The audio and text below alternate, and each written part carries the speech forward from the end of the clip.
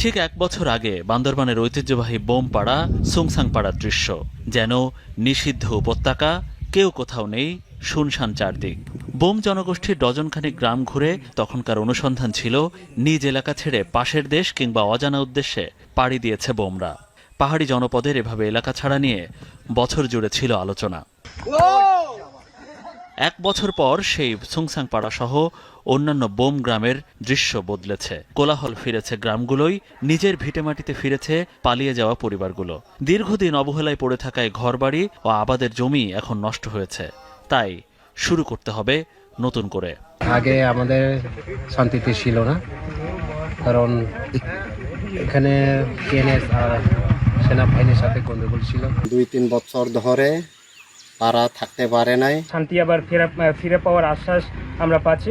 সেনাবাহিনীর তথ্য বলছে এ পর্যন্ত বান্দরবান জেলায় ২৮টি বোমপাড়ায় ১২২টি পরিবার ফিরে এসেছে। জনসংখ্যার হিসেবে ৩২৮।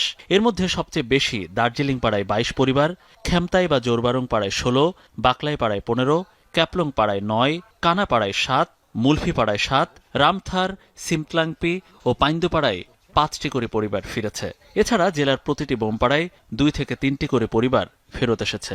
১ বছর আগে ওই যে কেনেফে যোগদান করছে, আমার পরিবার সহ শান্তি করা থাকার জন্য মা বাপ থেকে আমি ফিরে আসছি। বিভিন্ন গ্রামে আটকের ভয় যারা পালিয়েছিল জঙ্গলে, প্রাণের ভয়ে মিজোরামে ইতিমধ্যে গিয়েছিল, তারাও ফিরতে শুরু করেছে। অস্থিরতার জেরে পালিয়ে যাওয়া বোম পরিবারগুলোকে ফেরত আনতে আস্থা ফেরানোর চেষ্টা করছে সেনাবাহিনী। আশেপাশে সবকিছু স্বাভাবিকভাবে চলছে, সুতরাং প্রচুর পরিমাণ বোম পরিবার যারা পলাতক রয়েছে তারাও আস্তে আস্তে ফেরত আসবে পাড়াতে। কুকিচিন সহিংসতার কারণে শুধু বোম সম্প্রদায় নয়, এক প্রকার অবরুদ্ধ ছিল বান্দরবান। জেলার অধিকাংশ পর্যটন স্পটও ছিল বন্ধ। সম্প্রতি রুমার বগালেক, থানচির একটি এলাকা খুলে দেয়া ও বম পরিবারগুলো ফিরিয়ে আনার মধ্য দিয়ে বার্তা আসলো পাহাড়ে শান্তি প্রতিষ্ঠা এগিয়েছে অনেক দূর।